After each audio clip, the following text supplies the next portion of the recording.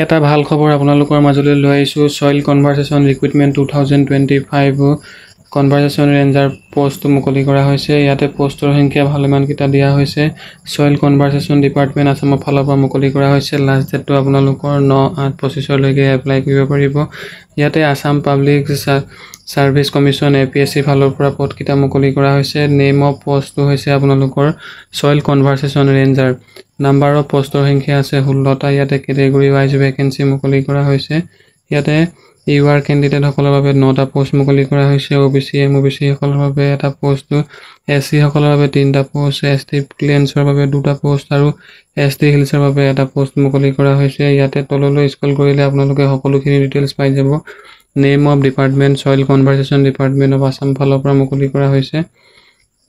ইয়াতে আপোনালোকৰ পে লেভেলটো 22,000ৰ পৰা 97,000 পৰ্যন্ত দিয়া হ'ব আৰু গ্ৰেড পে আপোনালোকৰ 9,700 টকা পৰ্যন্ত পে'মেণ্ট কৰা হ'ব। ইয়াতে চিটিজেনশ্বিপটো আপোনালোকৰ candidate must be Indian citizen as defined in articles 5 to 8 of the Constitution of India দিয়া হৈছে। ইয়াতে আপোনালোকৰ ৰেচিডেণ্টেলশ্বিপটো দিয়া হৈছে। আপোনালোকৰ PRC হোৱাটো বাধ্যতামূলক, তেতিয়া সেইকেইটা পদৰ বাবে এপ্লাই কৰিব পাৰিব। আৰু এমপ্লয়মেণ্ট এক্সচেঞ্জ কাৰ্ডটো হোৱাটো আপোনালোকৰ বাধ্যতামূলক। আপডেট এমপ্লয়মেণ্ট এক্সচেঞ্জ হোৱাটো বাধ্যতামূলক। ইয়াতে আপোনালোকৰ এজ লিমিটটো 21 বছৰৰ পৰা 21ৰ পৰা 38 এজলৈকে দিয়া হৈছে। আৰু এজ কাউণ্টটো আপোনালোকৰ 1/1/2025 পৰা কৰা হ'ব। এজ ৰিলেক্সেশ্যনটো আপোনালোকৰ SC সকলৰ বাবে 5 বছৰ, ST সকলৰ বাবে 5 বছৰ, OBC MOBC সকলৰ বাবে 3 বছৰ, PWBD সকলৰ বাবে 10 বছৰলৈকে দিয়া হৈছে। ইয়াতে এডুকেশ্যন কোৱালিফিকেশ্যনটো আপোনালোকে নৰ্মেল গ্ৰেজুৱেশ্যন পাছ কৰা হ'ব লাগিব। তাৰপিছতে ইয়াতে আপোনালোকৰ ছায়েন্সৰ পৰা পঢ়া হ'ব লাগিব। ইয়াতে ছায়েন্সৰ পৰা পঢ়া হ'ব লাগিব। কেমেষ্ট্ৰি, বটানী, জিঅ'লজি ইয়াতে হ'ব লাগিব। তাৰপিছত ইয়াতে bachelor degree agriculture engineering, civil engineering from any government recognise ইউনিভাৰ্চিটিৰ পৰা কৰা হ'ব লাগিব, তেতিয়াহে এই পদৰ বাবে এপ্লাই কৰিব পাৰিব। ইয়াতে সকলোখিনি।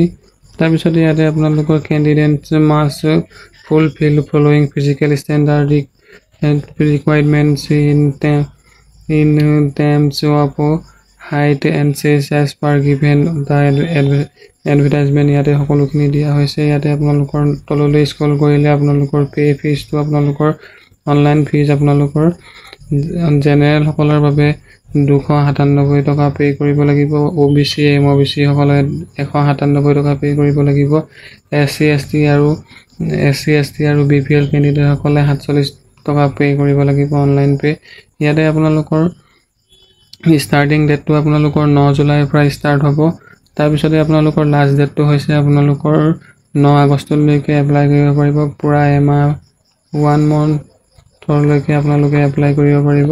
ইয়াতে আপোনালোকৰ অফিচিয়েল এডভাৰটাইজমেণ্টটো চালে আপোনালোকে সকলোখিনি তথ্য পাই যাব।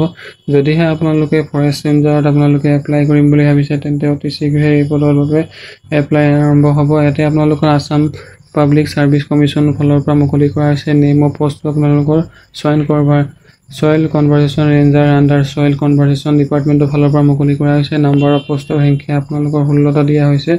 ইয়াতে আপোনালোকে সকলোখিনি তথ্য পাই যাব। ইয়াতে ৰেঞ্জাৰৰ বাবে কিমান পোষ্ট আছে ইয়াতে সকলোখিনি দিয়া হৈছে। ইয়াতে আপোনালোকৰ পে স্কেলটো 22,000 পৰা 97,000 টকা পৰ্যন্তলৈকে পে' কৰা হ'ব। তাৰপিছতে আপোনালোকৰ গ্ৰেড পে' 9,700 টকা পে' কৰা হ'ব।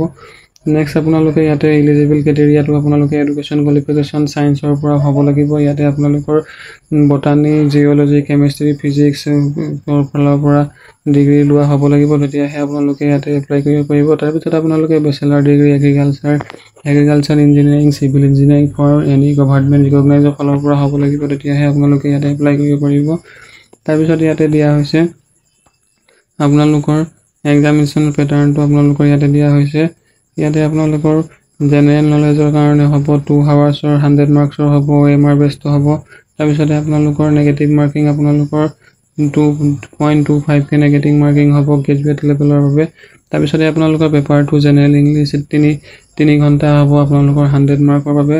ইয়াতে আপোনালোকৰ এছে ৰাইটিং হ'ব আপোনালোকৰ গ্ৰেজুৱেশ্যন লেভেলত তাৰপিছত আপোনালোকৰ পেপাৰ 3 অপচনেল সাবজেক্ট আপোনালোকে 2 ঘণ্টা আপোনাৰ 200 মাৰ্কৰ হ'ব OMR বেছ multiple choice object type question হ'ব ইয়াতে আপোনালোকৰ 0.25 নেগেটিভ মাৰ্কিং হ'ব গ্ৰেজুৱেট লেভেল হ'ব তাৰপিছতে আপোনালোকৰ পেপাৰ 4 অবজেক্ট অপচনেল 2 আপোনালোকৰ মুকলি কৰা হৈছে ইয়াতে পেটো আপোনালোকৰ 2 ঘণ্টা হ'ব তাৰপিছত OMR বেছ হ'ব 0.25 আপোনালোকৰ নেগেটিভ মাৰ্ক হ'ব গ্ৰেজুৱেশ্যন লেভেলত তাৰপিছত ইয়াতে আপোনালোকৰ অপচনেল সাবজেক্টটো আপোনালোকৰ ইয়াতে দিয়া হৈছে আপোনালোকে অপচনেল সাবজেক্ট এটা আপোনালোকে ইয়াতে চাব পাৰে সিলেবাস প্যাটাৰ্নটো এগ্ৰিকালচাৰ ইঞ্জিনিয়াৰিংৰ হৰ্টিকালচাৰৰ পৰা হ'ব পাব তাৰপিছত botany chemistry physics geology forestry environmental science and civil engineering আপোনালোকে এইকেইটা সাবজেক্টৰ ভিতৰত চইচ কৰিব লাগিব নেক্সট আপোনালোকে ইয়াতে এইকেইটা সাবজেক্টৰ চইচ অপচনেল